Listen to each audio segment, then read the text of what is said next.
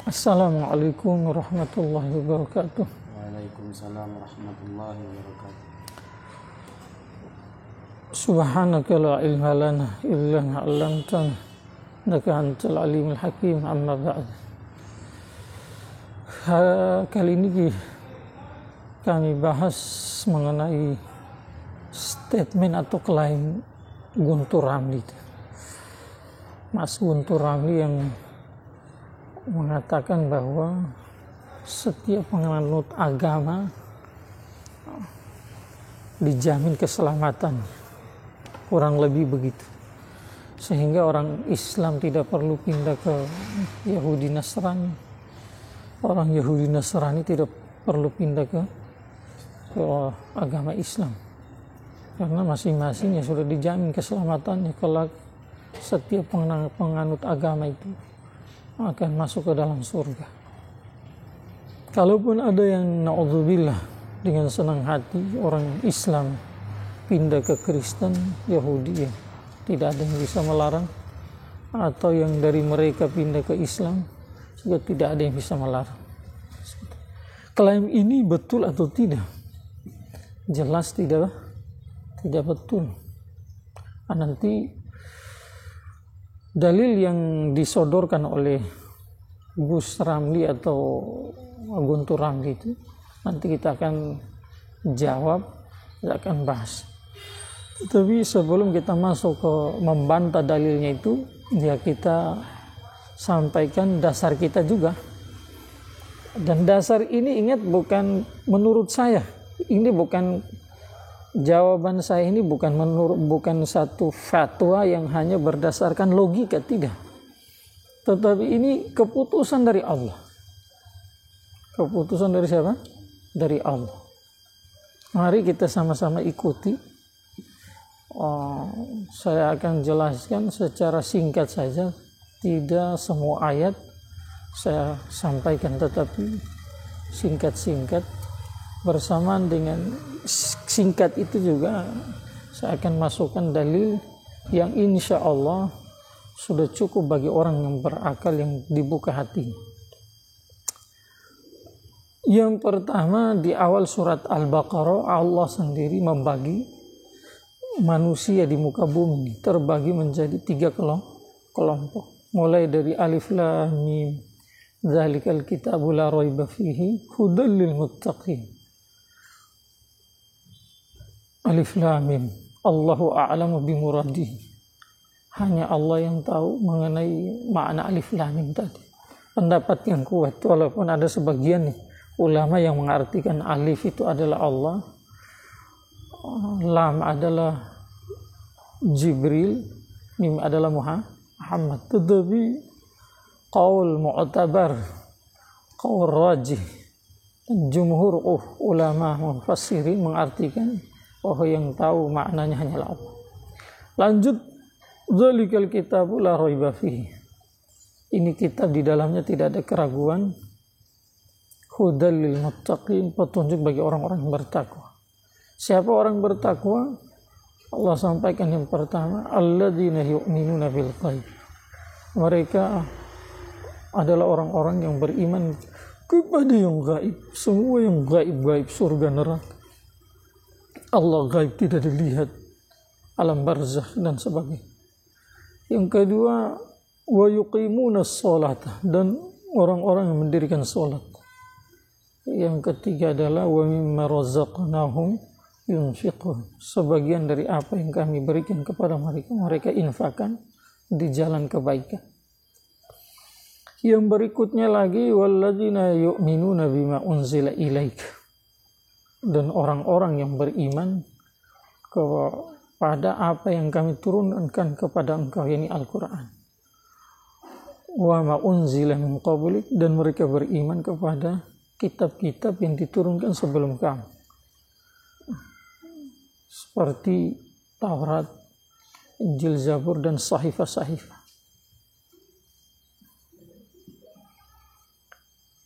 Maka Allah sampaikan, wa ma unzila min qablik wa bil akhirati hum yuqinun, dan mereka meyakini akan adanya akhirat. Ulaika ala hudam mir rabbihim wa ulaika humul muflihun. Mereka adalah orang-orang yang berada di atas petunjuk dari Tuhan mereka, yakni Allah Subhanahu wa taala, dan mereka lah orang-orang yang sukses, orang-orang yang berjaya. Paham ya? Ini kelompok yang pertama Allah jelaskan adalah kelompok orang beriman. Kelompok yang kedua adalah orang kafir tulen. Mulai dari innal ladzina kafaru sawa'un 'alaihim a'anzartahum am lam tunzirhum la yu'minun. Sesungguhnya orang kafir sama saja bagi mereka engkau kasih peringatan atau tidak, mereka tidak bakalan beriman. Khatamallahu ala qulubihim wa ala sam'ihim wa ala absarihim bishawah walahum adzabun adzim. Allah tutup hati mereka untuk menerima kebaikan, tutup pendengaran mereka untuk mendengar kebaikan, dan Allah tutup penglihatan mereka untuk melihat kebaikan. Bagi mereka azab yang pedih. Ini kelompok yang kedua. Kelompok yang ketiga adalah orang munafik. Mulai dari wa minan nas sampai walau sya'allahu la dhahaba bisam'ihim wa absarihim innallaha ala kulli syai'in qadir. Ini satu ain, satu ruku menjelaskan mengenai orang munafik. Di sini sudah kita lihat bahwa Allah sendiri yang memetak bahwa hamba-hambanya ini akan terbagi menjadi tiga golongan. Saya ulang, mukmin tulen, kafir tulen, yang ketiga adalah mukmin abal-abal. Atau bisa kita bilang juga kafir abal-abal. Zahir menampakkan keimanannya tetapi hatinya membenci iman itu sendiri. Zahir menampakkan keislamannya tetapi hatinya membenci agama Islam. Apakah secara menyeluruh atau sebagian? Seperti itu. Sudah kita tahu Allah membagi bahwa seluruh manusia akan terbagi menjadi tiga. Sekarang kita sampaikan lagi ayat-ayat mengenai setiap kelompok ini nanti kelak di akhirat tempat mereka di mana. Orang beriman yang zahiran wa batinan di akhirat tempatnya di mana? Orang kafir zahiran wa batinan tempatnya di mana? Orang munafik zahiran wa batinan nanti tempatnya di mana? Di mana? Allah sendiri juga yang tentukan itu. Bukan ini fatwa, sekali lagi bukan fatwa. Seandainya Allah tidak jelaskan, baru kita bisa berandai-andai dengan logika. Tetapi sudah ini jadi keputusan Allah. Sekarang kita ambil kelompok yang pertama yang beriman. Allah sampaikan mengenai mereka nanti tempatnya di surga. Seperti mana dalam surat lam yakunil ladzina kafaru min ahli kitab. Nama suratnya itu apa itu? Dalam juz amma. Di akhir-akhir surat, ayat paling terakhir, Allah sampaikan bahwa innal ladzina amanu wa amilus solihat ulaika hum khairul bari. Sesungguhnya orang yang beriman dan beramal soleh, mereka adalah sebaik-baik makhluk, sebaik-baik ciptaan Allah Subhanahu wa ta'ala. Tempat mereka di akhirat juga Allah jelaskan lanjutan dari ayat tadi. Jazaohum inda rabbihim jannatu adnin tajri min tahtihal anharu khalidina fiha abada. Dzalika liman khasyiya rabbah. Balasan bagi mereka di sisi Tuhan mereka adalah surga yang berlapis-lapis, yang di bawahnya mengalir sungai-sungai, dan mereka akan tinggal di sana selama-lamanya. Surga ini bagi orang yang takut sama Tuhannya, ini orang yang beriman tadi. Jadi sudah clear. Di ayat masih banyak juga, tapi satu ayat ini sudah cukup. Yang kedua adalah golongan yang kedua orang kafir. Allah sendiri juga jelaskan bahwa tempat mereka kelak nanti di akhirat itu di mana? Dengan perlu digarisbawahi dengan catatan mereka mati dalam keadaan kafir. Sama juga tadi orang beriman meninggal dalam keadaan beriman. Maka Allah jelaskan tempat mereka. Yang pertama, innal ladzina kafaru wa matu wa hum kuffar. Sesungguhnya orang kafir meninggal atau mati dalam keadaan kafir. Ulaika jazaohum.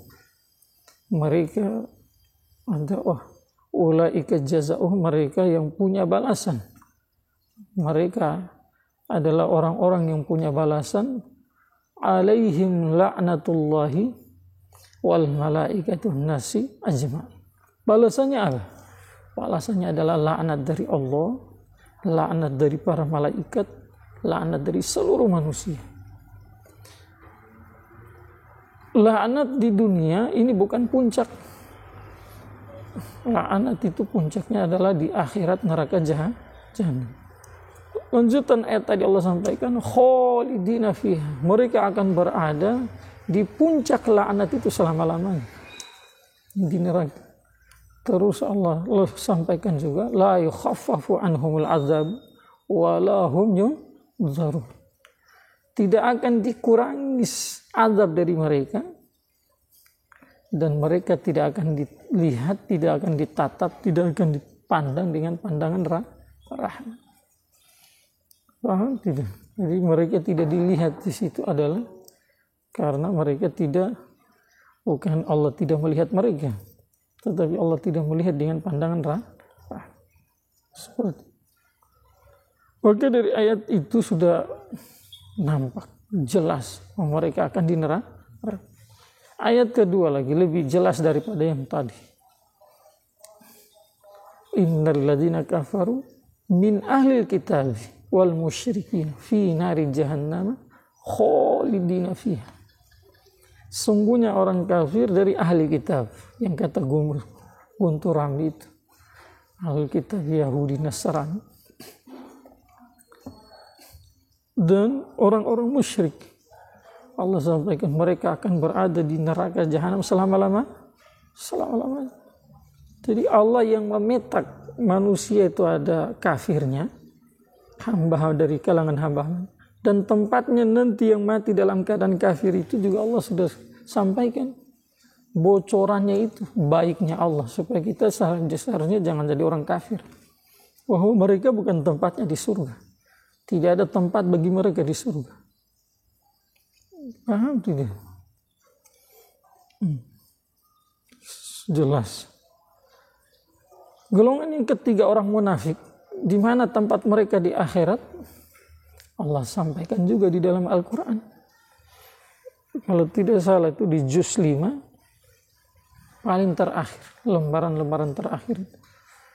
Di sana Allah sampaikan, innal munafiqina fid darkil asfali minan nar walan tajid lahum nasir.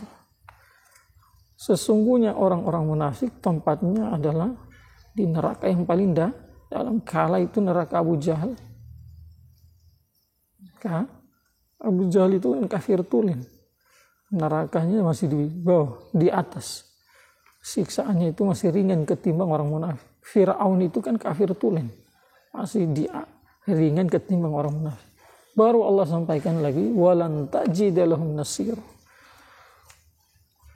Guntur Ramli pasti tahu. Insya Allah karena dia mungkin dulu pernah mondok di pondok-pondok salaf di Jawa itu, belajar nahwu sharaf. Lan di situ lan takkid yang bermakna bukan seperti la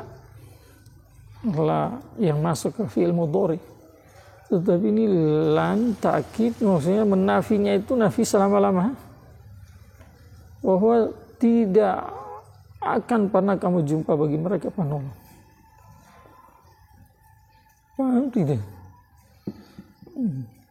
Jadi dari ayat itu Allah sampaikan bahwa orang munafik bukan tempatnya di di surga.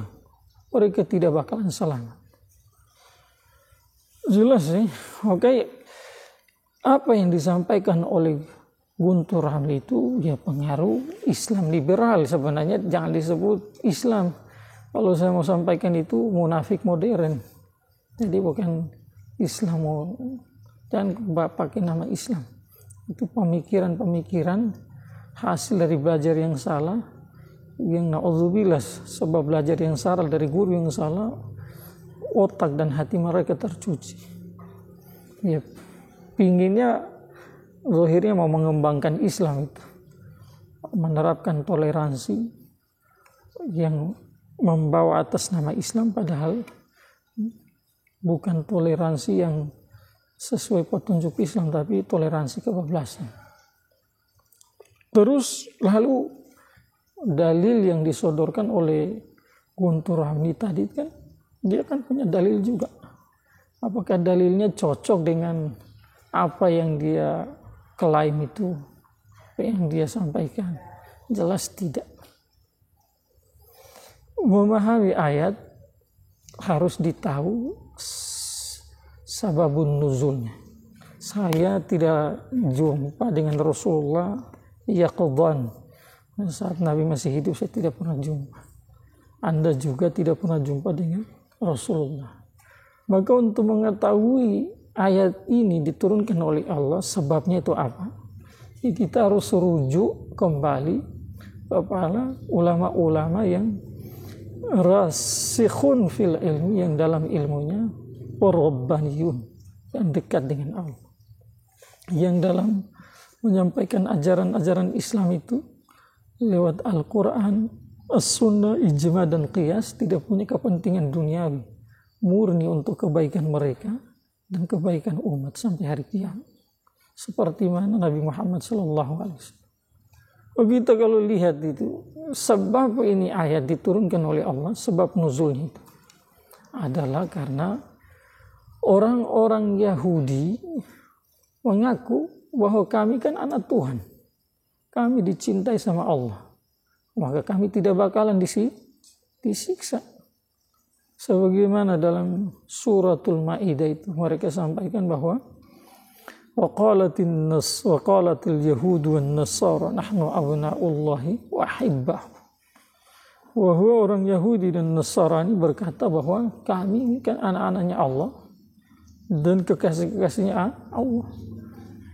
Na'udzubillah.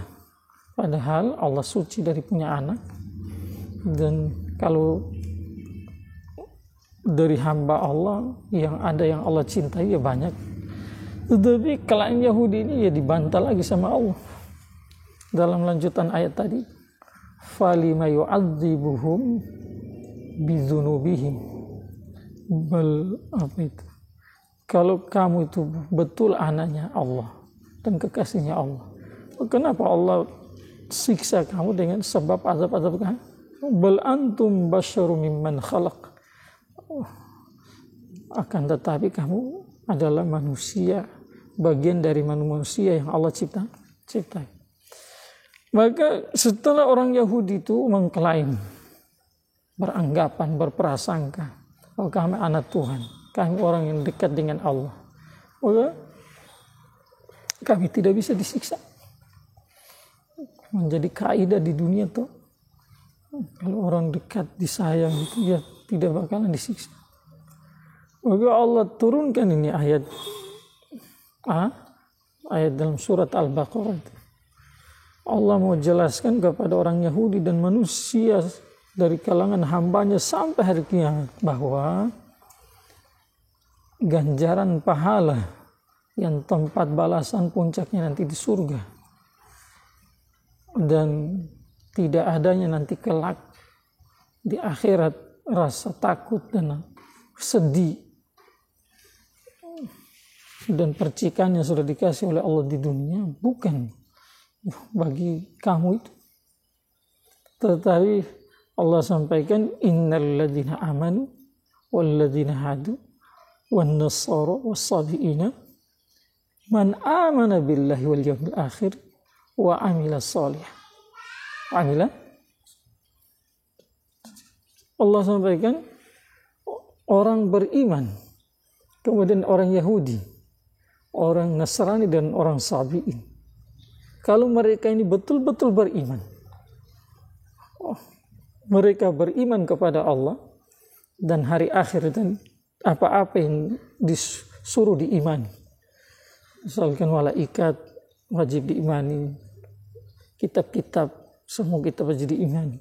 Kemudian rasul-rasul, jangan hanya rasulnya kamu saja yang kamu imani, tetapi semua rasul.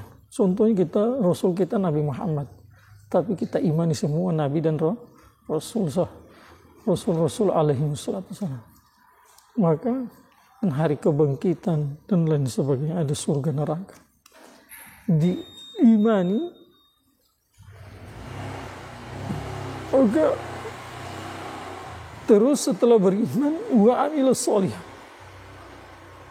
beriman baru beramal soleh,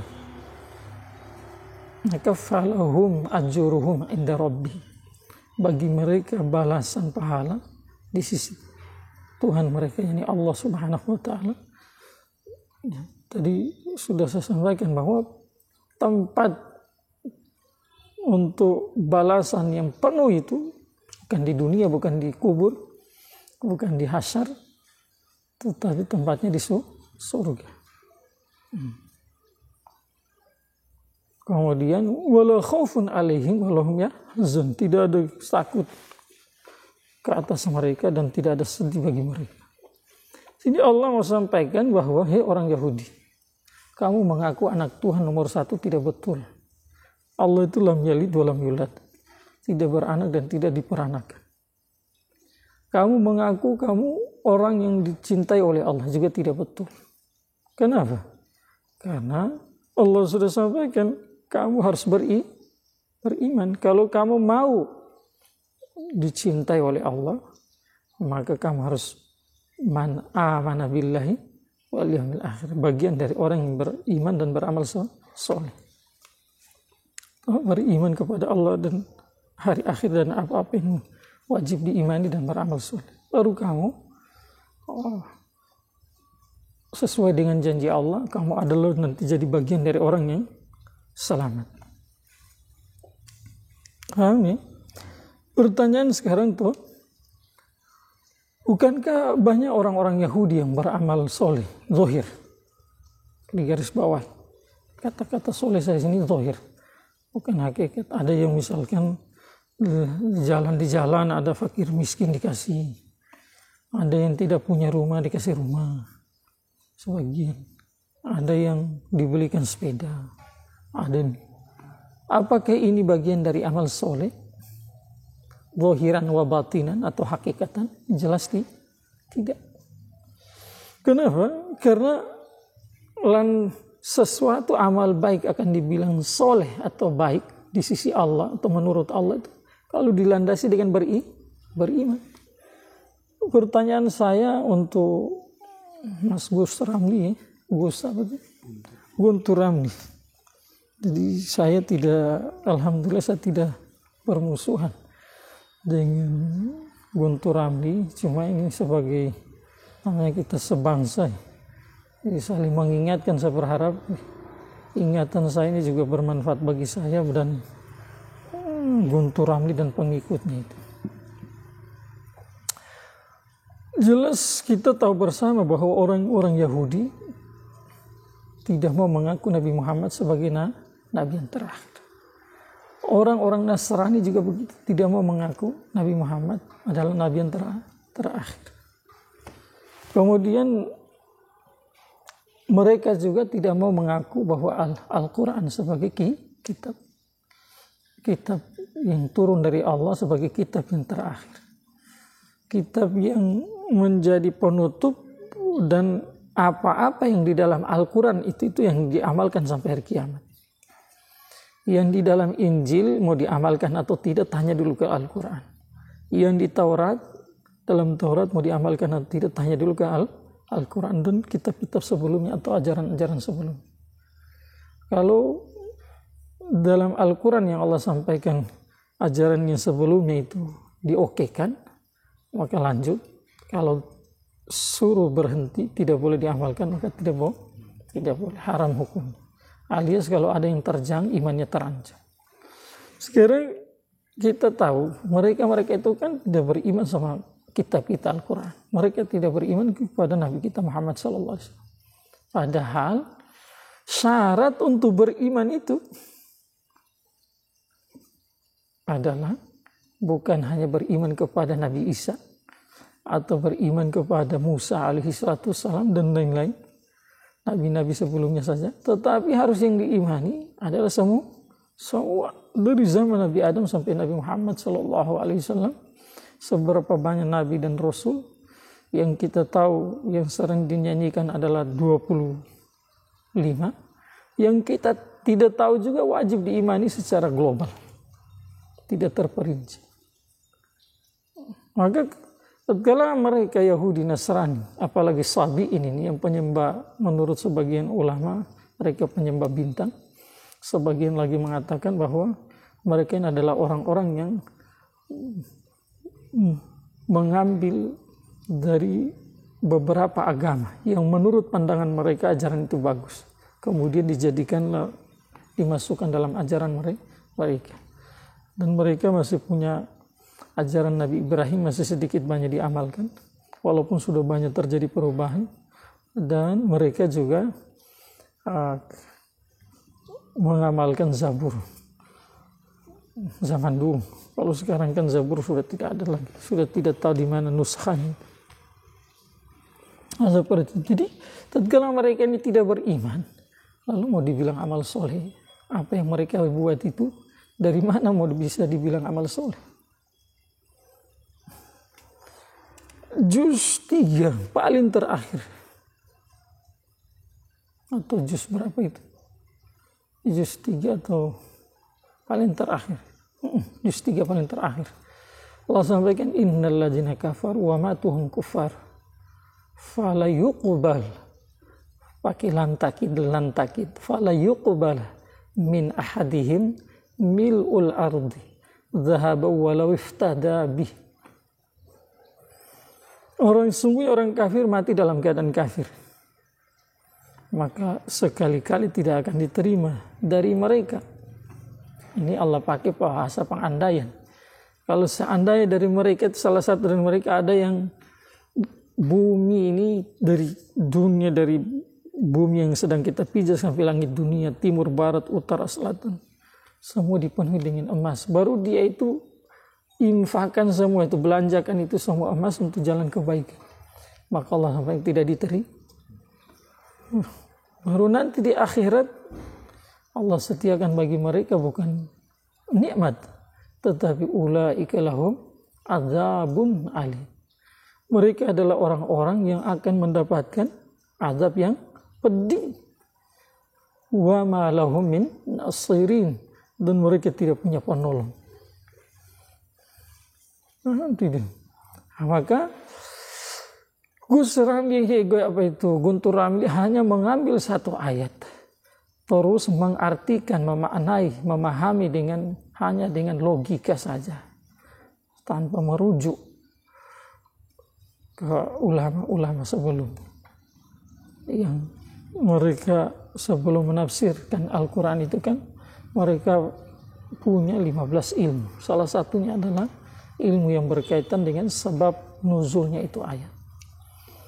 Maka hanya mengambil satu ayat saya nomor 1, tanpa melihat ayat-ayat yang lain yang sebagian kita sudah jelaskan tadi, langsung memvonis bahwa orang yang di luar Islam juga akan selamat dan tempat mereka di surga. Na'udzubillah min dzalik. Saya ajak untuk sama-sama bertobat.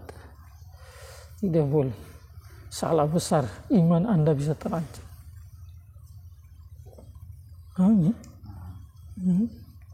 Yang kedua, memahami ayat ini ya, apa namanya itu? Ini asbab nuzulnya yang sudah saya jelaskan tadi. Terus bisa saja muncul pertanyaan tuh, bukankah di awal ayat kan dibilang orang beriman, kemudian suruh beriman lagi. Orang Yahudi, Nasrani, Sabi ini suruh beriman, orang beriman suruh beriman lagi. Bukan hanya di sini sebenarnya, di dalam ayat lain juga ada. Allah sampaikan, ya ayyuhalladzina amanu amin. Orang-orang beriman, beriman. Beriman kepada siapa? Allah, Rasulnya, wal kitabil ladzi nazzala ala rasulihi wal kitabil ladzi anzala min qabl. Dan beriman kepada kitab yang dia telah turunkan ke atas Rasulnya dan kitab yang telah dia turunkan sebelum untuk Nabi dan untuk Rasul-Rasul sebelum. Paham tidak? Jadi maksudnya ya orang beriman kalau betul-betul beriman. Jangan sampai seperti orang liberal itu hanya bilang beriman tapi mengatakan bahwa semua agama sama. Lalu untuk apa Rasul Muhammad SAW datang mengajak orang Yahudi masuk Islam?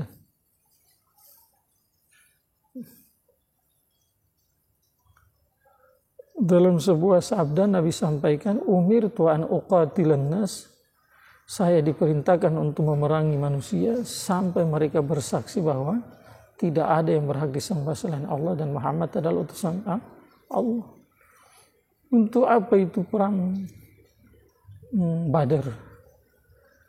Untuk apa terjadinya perang Uhud, perang Khandak? Untuk apa terjadi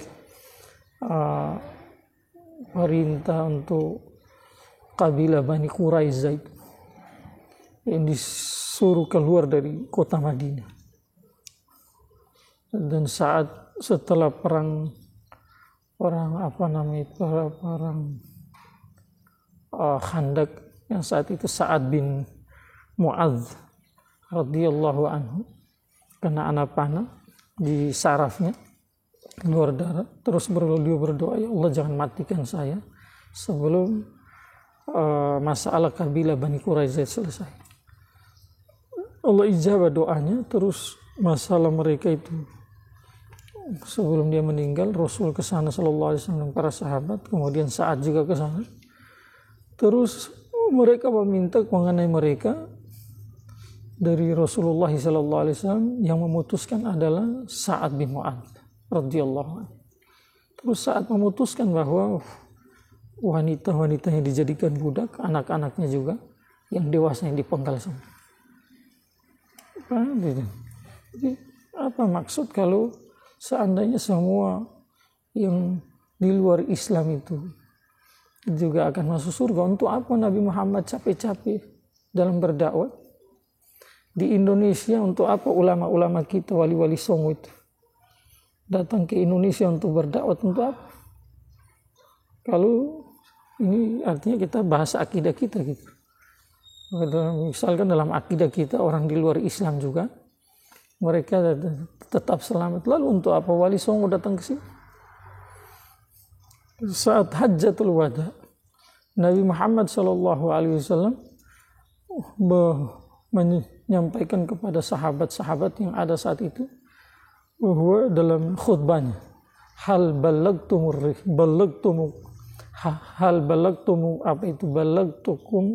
risalah. Apakah saya telah menyampaikan risalah, yakni agama yang datang dari Allah itu, apakah saya telah sampaikan kepada kamu?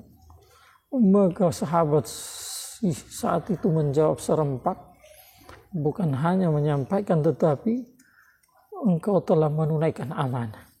Maka Rasulullah SAW bersabda lagi kepada mereka, falyuballigh minkumus syahid al-ghaib.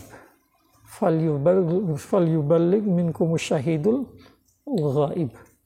Dari kamu orang-orang yang ada, sampaikan kepada yang tidak ada. Jadi jelas, jadi semoga ini harapan saya Guntur Ramli bisa kembali ke jalan yang lurus dan pasukan-pasukannya kita senegara Indonesia dari sisi kemanusiaan ya tetap kita baku sayang gitu. Tapi statement atau klaim fatwa yang menyesatkan kita punya kewajiban untuk meluruskan. Berharap Anda juga bisa kembali ke jalan lurus dan pengikut setia Anda. Seminim-minimnya jangan sampai ada yang meyakini apa yang kamu buat, yang saya sampaikan tadi itu bahaya nanti. Semoga bermanfaat. Subhanallah bihamdihi, subhanallah bihamdihi, asyhadu an la ilaha illallah.